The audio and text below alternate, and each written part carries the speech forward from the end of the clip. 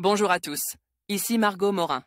Bienvenue sur ma chaîne dédiée à tout ce qui touche à la maison, déco, organisation, astuces pratiques. Si vous aimez créer un espace qui vous ressemble et découvrir des conseils pour embellir votre intérieur, n'oubliez pas de vous abonner. Aujourd'hui, on va explorer ensemble un nouveau sujet pour transformer votre chez vous. Prêt? C'est parti! Bonjour à tous. Dans cette vidéo, je vais vous parler d'un sujet passionnant. Comment aménager des combles perdus. Si vous avez des espaces sous votre toit qui ne servent à rien, je vais vous donner des conseils pratiques pour les transformer en pièces utiles et agréables. Nous aborderons les étapes essentielles, les matériaux à privilégier et quelques astuces pour optimiser cet espace souvent négligé. Restez avec moi pour découvrir comment donner une nouvelle vie à vos combles.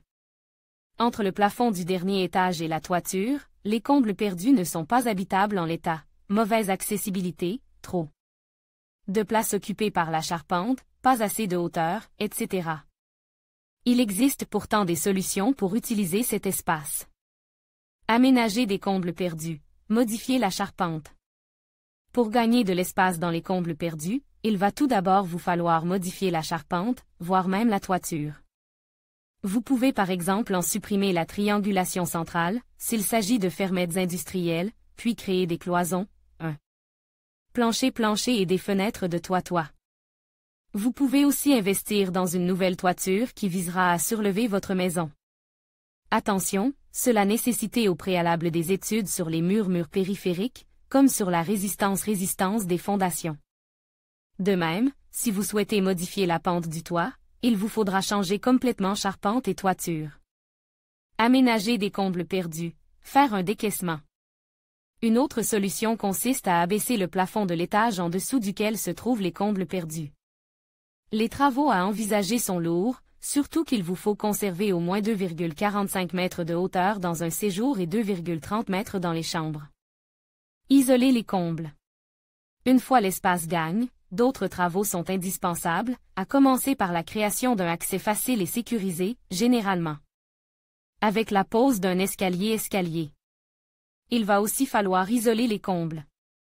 Pour ce faire, de multiples matériaux sont à votre disposition, mais sachez que certains, comme la fibre de bois, peuvent ouvrir droit à des aides, l'éco-prêt à taux zéro, ou des crédits d'impôt. Enfin, les travaux d'électricité et de plomberie varieront en fonction de l'utilisation future des combles. Pense bête, toute modification d'une surface habitable nécessite au moins une déclaration de travaux, un permis de construire à partir de 40 mètres carrés. Si vous envisagez une surélévation, renseignez-vous au préalable sur le plan local d'urbanisme de votre commune. En conclusion, aménager des combles perdus peut transformer un espace inutilisé en une piste fonctionnelle et agréable. En suivant les étapes essentielles, comme l'isolation, l'aménagement de l'espace et le choix des matériaux, vous pouvez créer un environnement qui répond à vos besoins tout en ajoutant de la valeur à votre maison. N'oubliez pas de respecter les réglementations en vigueur et de faire appel à des professionnels si nécessaire. Avec un peu de créativité et de planification, vos combles perdus deviendront un atout précieux pour votre habitation.